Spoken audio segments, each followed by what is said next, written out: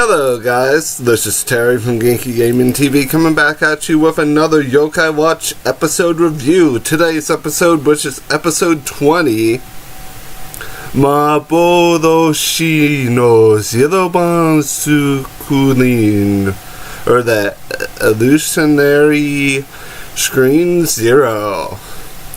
And this episode starts off with the same sort of crime scene-y thingy look that we get every episode, where in the case of this one, two boys decide to go see a movie, and they go in, and the movie ends up being a lot scarier than what they thought.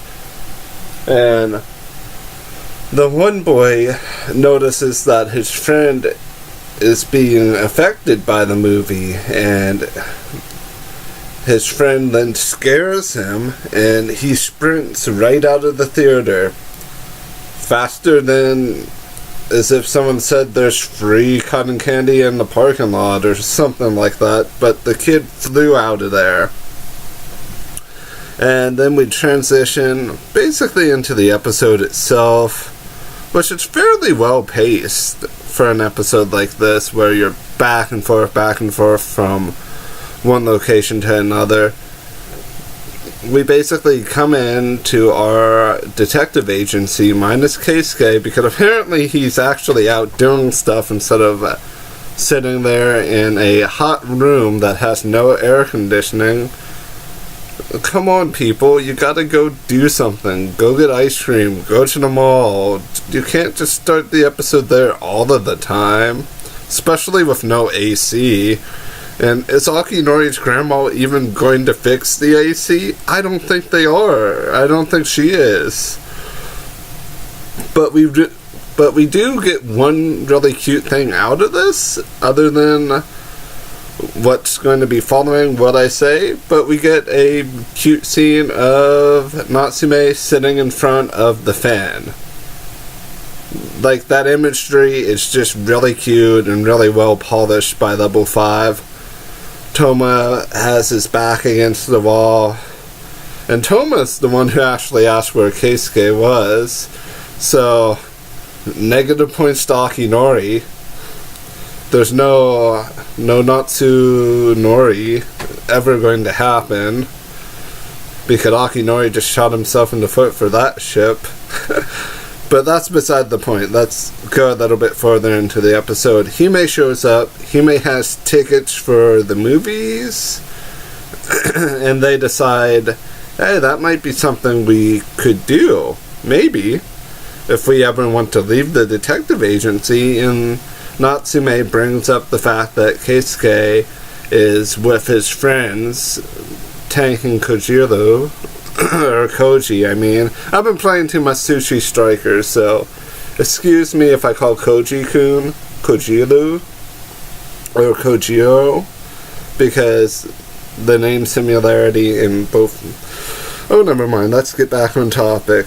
And Akinori realizes that there's a movie yokai, or a movie thing going on that's creepy, that's affecting people.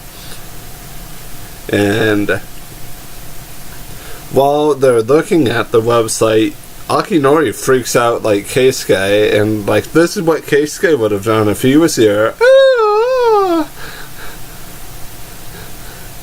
Yeah, it's like, I don't believe, or something like that, to that extent.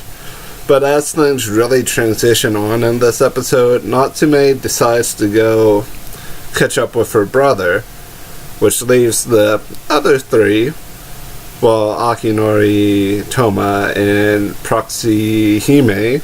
Yes, I'm saying Proxy Hime because I don't trust Hime, so Hime is now only a proxy member.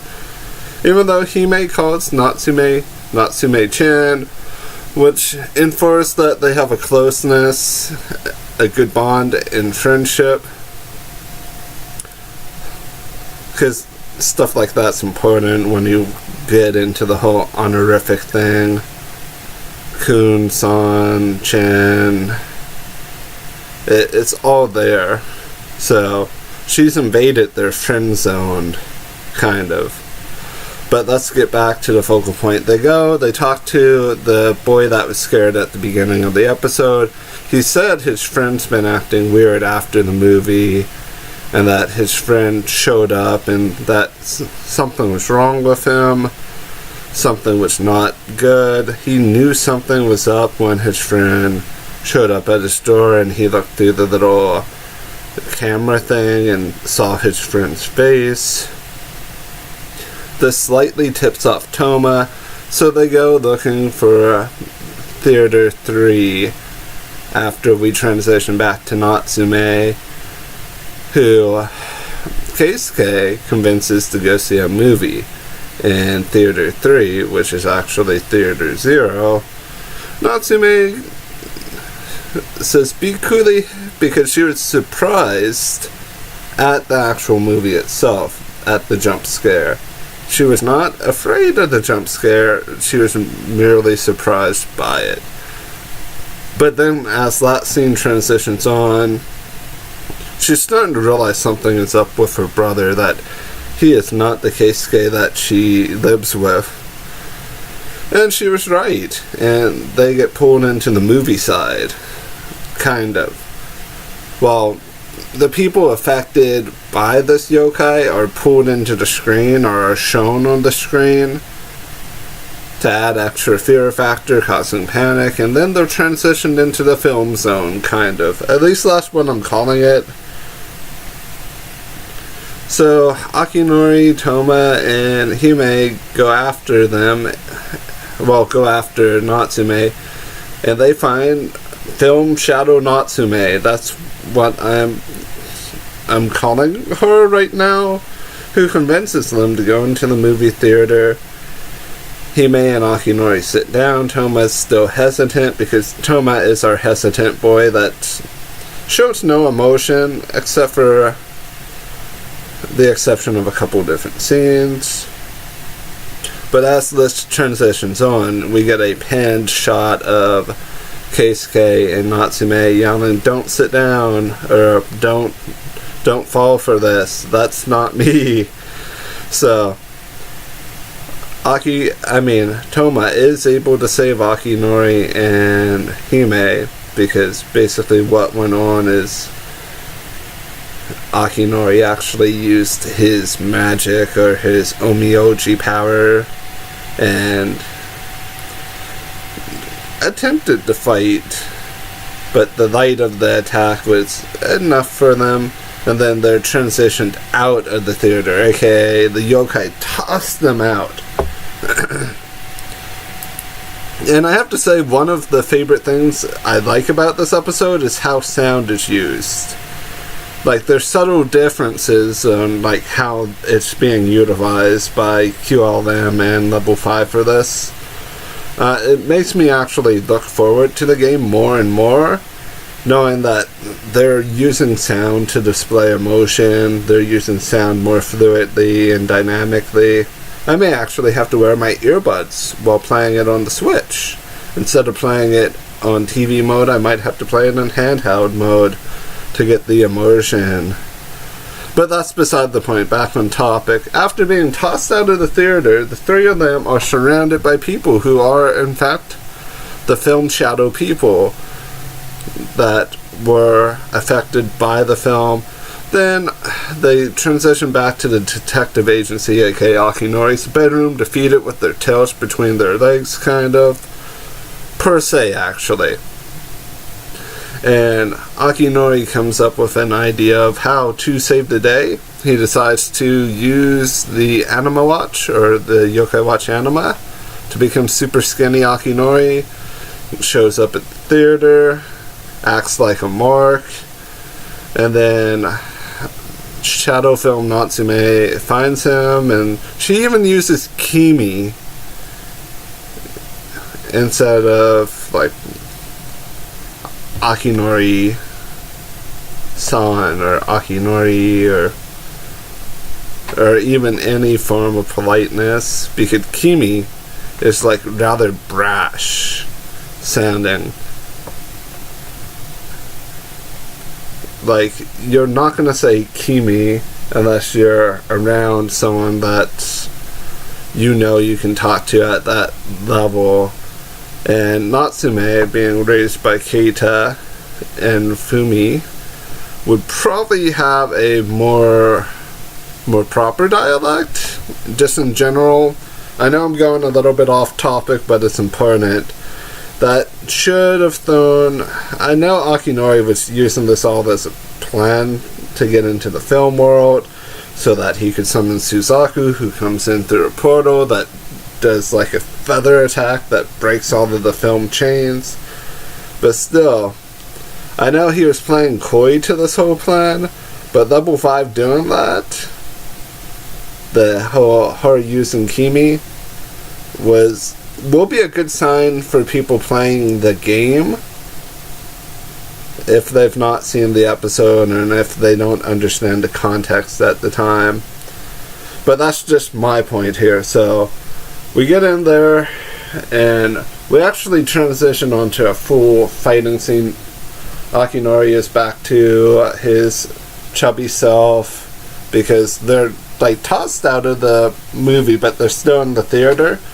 And then the theater yokai, who looks like the alien from the Alien series, appears. And then Toma, Hime, and... yeah, then Toma and Hime show up. So, Natsume summons ShadowSide Jibanyan to fight him. ShadowSide Jibanyan is quickly... When I snap my fingers and say quickly disposed of, I mean truly quickly disposed of. I mean, Jibanyan got to show up and appear in the episode, and then he is basically gone. As soon as we saw him, he was basically film-sided, is what I'm gonna call it. So after being film-sided,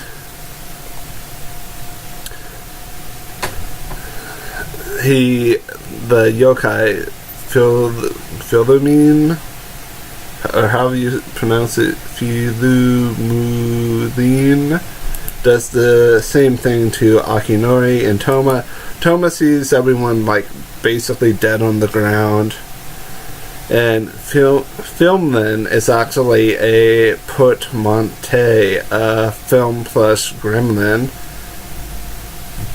Just to give you guys a little bit of the background. But to get to the main point, Natsume and Hime and Keisuke see Akinori and Toma doubled down, like crying and panicking because of this attack, and they see ShadowSide Jibanyan just like kind of flailing where he's at. So Natsume summons Papa Bolt ShadowSide. At least I think that's Papa Bolt ShadowSide for him. And it's finally nice to see her say, well, I might as well rely on someone else because the only yokai I normally use is no longer usable. I'd love to see them actually let her use other people as well. But Papa Bolt makes real quick work of the film then. When I say real quick, it's like 3 thunderbolts, and then it's like, oh, you want to get back up? You can't because you're staticked. You're like being electrified. And then Toma goes Goemon and finishes him off with like a slash raid attack.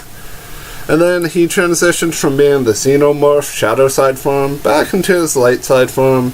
We get a sappy little story about a Asian director and his wife who want to make the best scary movie ever, and how it is poorly received by the audience, with people running out of the theater, girls screaming and crying, like all in a panic. And this breaks the director's heart, who just kind of drops the film disc onto the floor and then walks away. His wife goes down to grab it, and her tears transition this film roll into a yokai. And then we get a scene where everyone decides to watch the movie, all of our cameo yokai as well. Natsume, Akinori, and Keisuke run out. Hime's the only one who is able to finish the movie, but that's for other reasons. And let's finish this off. Hime decides she wants a crepe, like every generic anime girl does. And who would show up but Shutendoji, Haruya. And Haruya says, "Hi, Hime." And I just love the way he says Hime, because it's like, the way his pronunciation is actually going is like, he's saying it affectionately. And she's like, "No, I'm Hime, no." And then he uses his Shutendoji powers to overwhelm the crepe guy to get her a free best crepe they could ever have, or she could ever have. And then her eyes go all weird. I really think Hime is a spider yokai, like the woman spider, the Spider Woman, basically a Black Widow of sorts. But I've not done enough research on female yokai, or yokai that basically interweave themselves into other people's lives in a negative fashion to get what they want. And I know Hime is a new type of yokai. Like, new in the general sense that we've not seen anything akin to this as of yet. I mean, we've even seen yokai based off of Korn. So, this is going pretty far out, probably deeper into Japanese mythology with who Hime actually is. Well, I want to thank you guys for watching the video. I do appreciate your support. Like I've been doing the past couple of weeks, I'm going to try to include links to the actual raws that I watched of the episode down below in my description box. Like always, have a wonderful morning, afternoon, and or evening. I've been Terry for Kinky Gaming TV. Bye-bye for now.